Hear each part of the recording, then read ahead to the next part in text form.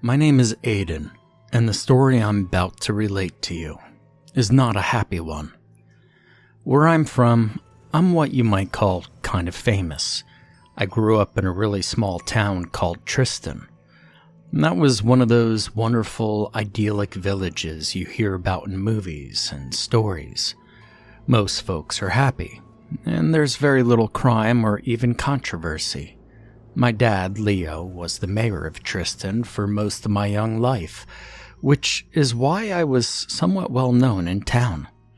He had a good relationship with the local chief of police, Chief Landon. My mother, Alyssa, participated in a lot of community outreach and was universally adored by most of the town. My brother Al was a smart cookie, honor roll student, and generally well-liked as well. In fact, if anyone was disliked in my family, it was probably me. I have a bit of a darkness to me, which is probably why I ran off to war the minute I was old enough to do so. I enlisted right after school and deployed only 6 months later, which was only a few years after Chief Landon himself deployed. My parents were supportive and proud, but my brother didn't understand. Unlike a lot of the U.S. just after 9/11, Tristan was starting to have problems at that time, and Al thought it was a bad idea to leave. We got into an argument over it, and I said some things I regret, especially because he turned out to be right. Tristan had started having some odd trouble just before I left, but it wasn't crime or anything like that. People started to see odd things, especially at night, and there was an increase in ghost stories, weird happenings, and paranormal activity. There was also a lot of pranks and vandalization around town, and people were starting to get freaked out by it, but nothing really truly bad. Reverend Larry over at the United Methodist Church of Light insisted that this was because people had strayed too far from the world. He claimed that it was only going to get worse, unless people purged evil from their community. It all sounded like bullshit to me, so I ignored it, left, and did 2 tours in Iraq, where I learned about the better parts of how fucked up the world could actually be. At least, that's what I thought before I returned home. While I was deployed, Mom would write me, send me the odd care package from time to time. I'd get occasional news about what was going on in Tristan, and it was not often good. Mom talked about Dad getting erratic and paranoid. He was spending a lot of time at church, which wasn't that odd, considering he helped build the place, but apparently Reverend Larry had convinced everyone that there were devil worshippers hiding in town and performing rituals out in the surrounding woods, which was just insane. Abruptly near the end of my second tour, I stopped receiving word from home entirely. No letters, no packages, no calls or messages, nothing. I called my parents' house, but no one ever picked up, and I never got a call back, even after leaving more than 10 messages. I requested to leave to come home, to find out what was going on, but it was denied because I was so close to the end of my tour.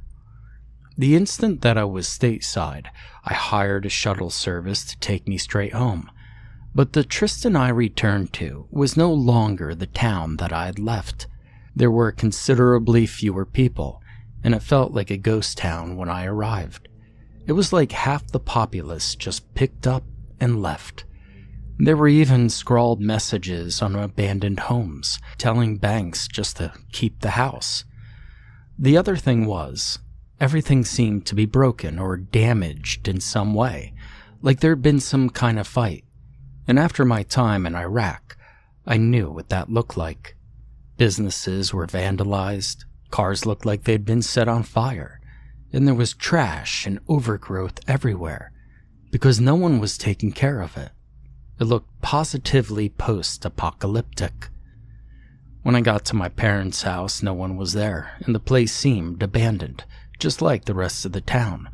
There wasn't any indication as to what had happened, or where anyone had gone. But most of my folks' stuff was still there, though my brother's room was really creepy. He had drawings of this evil-looking, red-faced horned demon all over the place, and he'd never been into shit like that before at all. It seemed like no one had been in there for a really long time. Now I was starting to panic a little, and I needed some answers. My dad's truck was gone, but my mom's minivan was in the garage, and her keys were on the hook inside the house. So I took it, and I drove back down into town to see if I could get some answers. I went to the police station first, but it looked about as abandoned as everywhere else.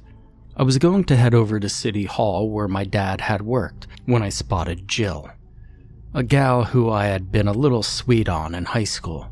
She was coming out of the Rising Sun, which is kind of like the only bar in town, and when I called out to her from the street, she practically jumped out of her skin. It was like she expected me to be some kind of wild animal or want to hurt her or something.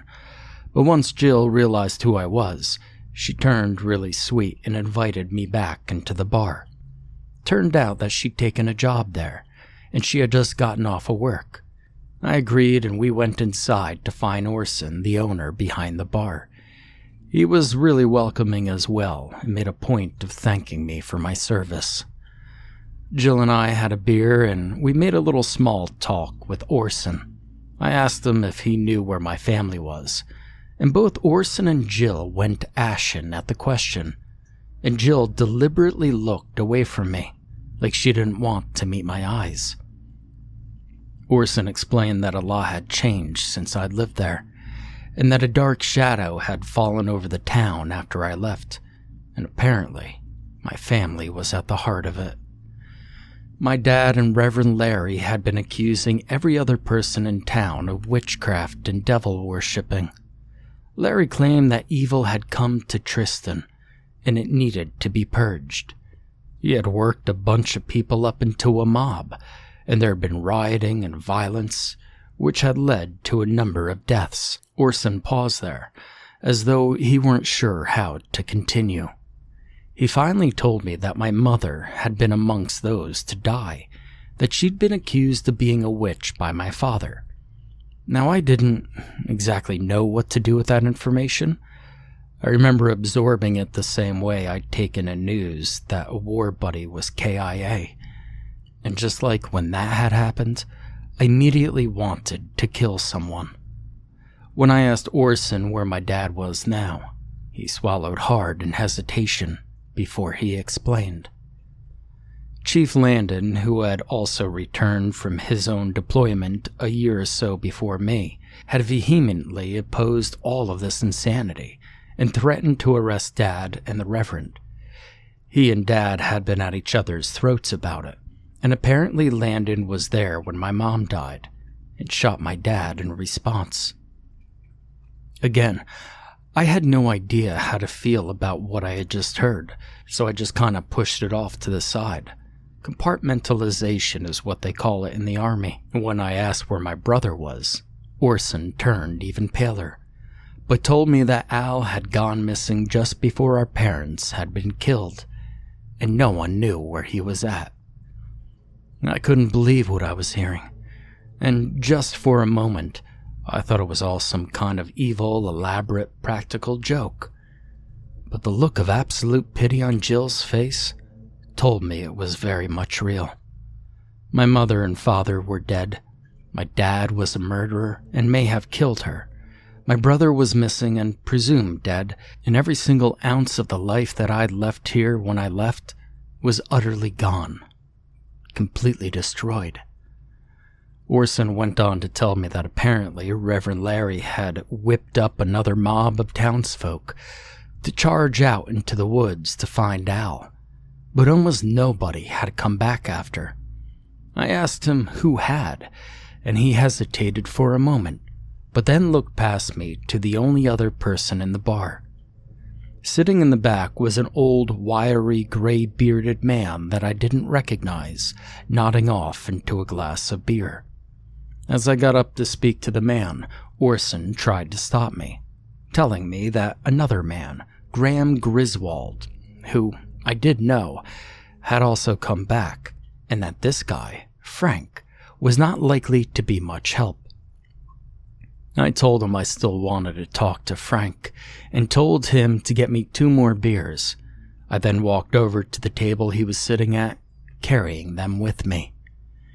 It was pretty obvious that Frank was the town drunk and had spent most of his time either starting or finishing a drink. It was also pretty obvious that he was a veteran, but not of my war. I explained who I was and I offered him the beer. He came to life at the sight of it, and then looked up at me with a friendly, almost cherubic smile. Frank and I chit-chatted for just a minute, and I told him that I'd heard from the others that he'd been part of the posse who'd gone looking for my brother. I said that I wanted to know where they'd gone. When I mentioned the Reverend, his eyes almost immediately glazed over, and he wavered a little, the grip on his glass loosening.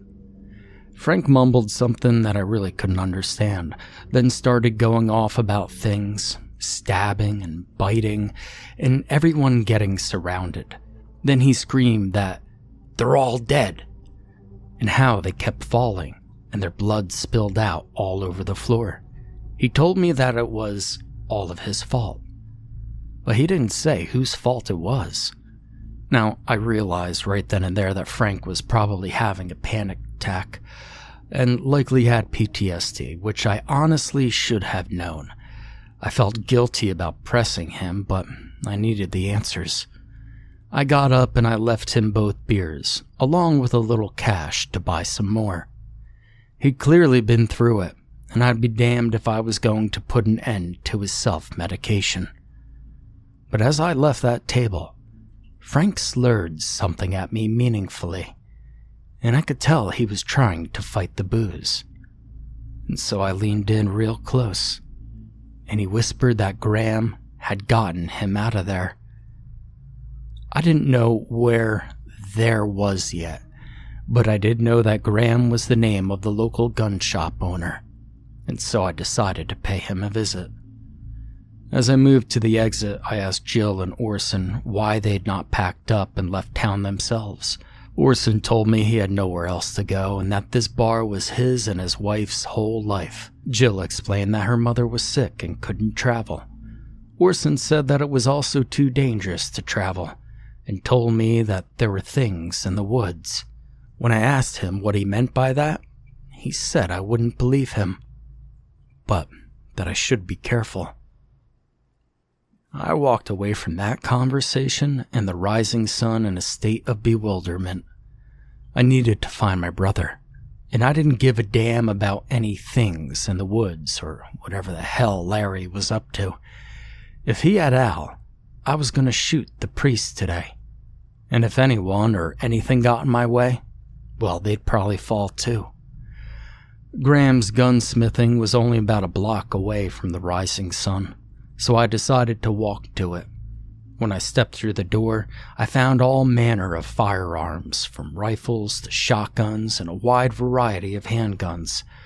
Graham Griswold sat behind the glass counter, gruff as can be, smirking at me in disbelief.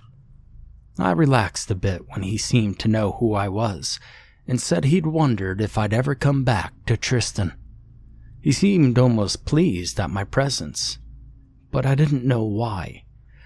When I immediately asked him about my brother, Graham's gruff and proud demeanor seemed to vanish, as his arms uncrossed and fell to his sides. He told me the whole story of how he and Frank and a bunch of others had followed Larry out into the woods to find Al. The Reverend had led everybody to an abandoned cabin in the middle of the woods, insisting that it was a likely place for the boy to hide. But then Graham paused there, as though unsure of how to continue, and I swallowed, thinking that he was about to tell me that Al was dead. But instead, he told me something I hadn't at all expected. He explained that they'd walk into some kind of ambush, and that before anyone knew what was happening, half of the posse was dead, and the other half was on its way. He'd managed to shoot a couple of the attackers and dragged Frank away from the place. They barely made it back to town alive, and he didn't know if anyone else had survived. I knew that what Graham had just told me, while quite a lot, wasn't the whole story, and I'd bet the rest of it involved these things in the woods. And for the first time since I've arrived back in Tristan, I wondered if I didn't quite grasp what was happening here, and maybe that I was out of my depth. The thought gave me pause, but did not deter me. No, not in the slightest. Graham noted as well that Larry had been nowhere to be found, and no one has seen him since the night of the ambush, but that they never found my brother.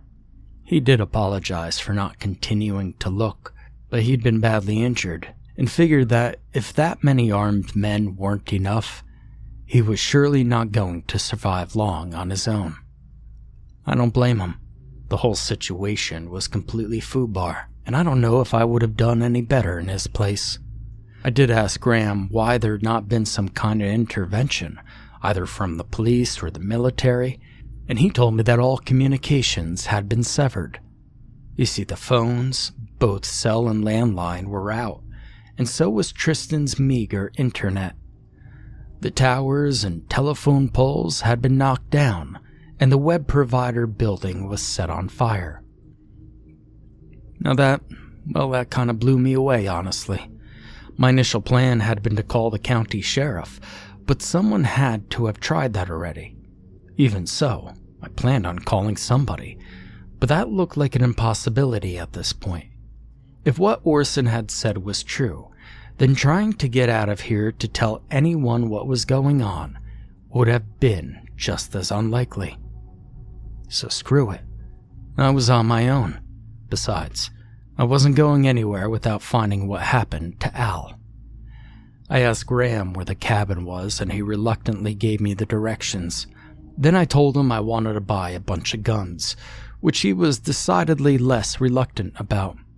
I picked up an H&K 23, a Colt Cobra 38, and a Glock 19. To my utter shock, when I went to pay for these items, Graham Griswold refused my money and told me it was the least that he could do. When I left the store, it was with a renewed sense of purpose. I had a task and a direction, which was seldom more than I needed. I turned the keys in the ignition of my mom's minivan, and I drove out to the side road that led to the cabin. It took a little longer than I thought to get there, but when I found it, I knew I was in the right place. What I saw outside that cabin filled me with a sense of dread that I'd never before experienced. The carnage all over the place was absolutely horrifying. There were body parts strewn everywhere, and blood was smeared all over the steps leading up to the door. The stench of rotting flesh assaulted me as the flies buzzed in every direction. It was, without a doubt, the worst fucking thing I'd ever seen. But it wasn't over yet. I drew out the Glock and circled the perimeter of the cabin to get an idea of what was inside. As I was making this circuit, I detected movement in my periphery and turned in that direction, but there was nothing there. I moved in that direction for a moment, but still didn't see anything. And then, from the direction of the cabin, I heard a man scream and spun around. The anguished screams came from inside the cabin, and I darted over to the front door of the structure. When I got to the door, I almost slipped on blood all over the top step. I listened at the door, and I heard movement on the other side, and the sound of something sharp cutting through the air. Then the man screamed again and begged for whatever it was to stop. I'd had enough and shouldered the door open to find the man laid out on the kitchen counter, his intestines pulled out and splayed all over the room, which itself was awash with blood and viscera. It was worse than outside, and the smell was absolutely vomit-inducing. But it was nothing compared to the figure that stood behind the counter. There, holding a meat cleaver, like he was preparing a pork loin, stood Bill Roper, the town's butcher. He wore his apron from the grocery store, which was covered in blood, and held something that had clearly once been inside the man on the table in his other hand. He smiled at me with a sadistic glee, and lifted his cleaver to chop down onto the dying man's neck as he screamed at me in a singular phrase. "Ah, fresh meat." I lifted the Glock, and I fired something like 6 times in rapid succession. As I backpedaled out of the door in a panic, I slipped this time and fell backwards down the stairs, landing on my back. I could hear Bill's huge form stomping through the cabin after me, and I scrambled to get to my feet. I managed to get to one knee and almost yelped as I saw something that I couldn't believe. A child-sized creature that looked for all the world like one of those orcs from The Lord of the Rings. Only about 3 feet tall and red as a damned fire engine. This fucking thing came charging out of the trees at me with a goddamn machete. I snapped up my gun and fired twice. I dropped the little fucker, but 2 more took his place. I pushed to my feet and backed away toward the minivan, only to realize that there were 3 more clambering all over the damn thing. Fired at the one on the roof once and killed it dead, then fired again at one who was about to put a butcher's knife through the back tire, but I missed. He got the point quick and scurried off into the woods. I picked off the last one near the truck when I heard Bill roar from the cabin door.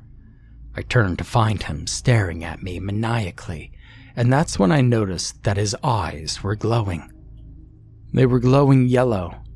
I whipped the Glock around and double-tapped him, angry with myself for having missed so many times. But he must have been wearing some kind of body armor, because he just sucked up both rounds of 9mm ammunition. Then he chuckled and stomped down the steps toward me.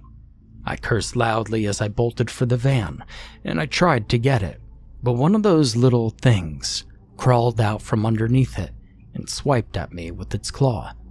I shot it and opened the door, but Butcher Bill was on me fast, and so I darted to the right and heard the metallic chunk and whine as his cleaver hit the side of the roof. I turned and fired at him again. This time I nailed him in the head and saw the bullet go through and through. But he was still somehow standing, and you see, and that's when I realized that all of my shots from earlier had left holes through this man's body. He just didn't seem to give a shit. What the hell was this? I was thinking. I threw the Glock away and I pulled out the H&K, but he closed the distance between us faster than I could draw and aim, and I fell backwards again to avoid his meat cleaver as I barely missed the crown of my damned head. I lifted the gun up to shoot this psycho in his damned head, but he smacked it out of my grasp with his other hand and brought the cleaver down at my chest. I immediately rolled to the right towards the van and managed to get the .38 out, and instead of a conventional kill shot, I went for his kneecap, which caused Butcher Bill to collapse, but it still didn't deter him in any way. He roared inhumanly, and that's when I saw that his teeth were like knives, and his mouth dripped with blood. I lifted the Colt up to shoot him in the other knee, when something hit me in the back of my leg, and I screamed in pain. I turned to spot one of those little red bastards, the one who I'd shot at earlier but missed, holding the same kitchen knife. He just slashed the back of my thigh with it. I kicked him in the face with my other leg, and I shot him in the chest, and then I limped as fast as I could to the open van door, and got in. And once I was inside the vehicle, I slammed that door shut and I turned the ignition on, but panicked as I heard something in the back seat. I turned around to fire, but the little bastard was on me, biting my neck. I dropped the Colt as I wrestled with this thing, and I reached down for the HK, but couldn't get it out of its holster. Instead, I reached into a lower pocket and pulled out my folding knife. I snapped the knife open with a clack, reached up, and cut the monster's throat. It finally let go and collapsed into the back seat, and I reached down for the Colt, turned around, and shot it in the head for good measure. When I turned back, though, those yellow eyes of the butcher stared at me through the driver's side window. I tried to hit the gas, but he shattered the glass and reached inside to grab me. I could smell the death of countless on his breath and almost threw right up on him, but wound up just spitting, which he seemed to enjoy. He brought the cleaver in through the window and almost touched my neck when I pulled the Colt up and fired it into his arm, which seemed to sever a tendon, causing him to drop the cleaver into the floor of the driver's side seat in front of me. He whined then, like a kid who had just gotten his toy taken away, and I fired again, this time in the chest, pushing him back away from the van. I threw it in reverse and hit the gas, but when I looked back, I couldn't believe that he was still getting up. I put the gear into drive and ran his ass right over, pinning him to the ground with the front axle. Now I paused here to catch my breath, but not for too long, and turned around to make sure the gremlin in the back seat was dead. Then I tossed the Colt into the passenger seat, got out of the van, and drew the HK. I walked over to where the thing that had once been Bill Roper was writhing under the wheel of my mom's minivan, still trying to kill me. Now I could tell this thing was cognizant, but I didn't know if I could communicate. I asked it where my brother was, but it just howled at me and tried to claw at my leg. I sighed angrily, took aim with the HK, and fired, severing its spinal cord from its head. It finally stopped moving, and if there were any more of the little ones, they seemed to have run off. For a moment, the only sound I heard in the clearing was my own breathing. I searched the inside of the cabin, hoping in vain that the man inside might be alive and know something, but lucky for him, he was dead. I found no sign of my brother, not that I'd be able to tell, so I returned to the van. I got in and drove back to Tristan. I still have no idea whether my brother was even at that cabin. I still have no idea where he is. I told you that story was going to be sad.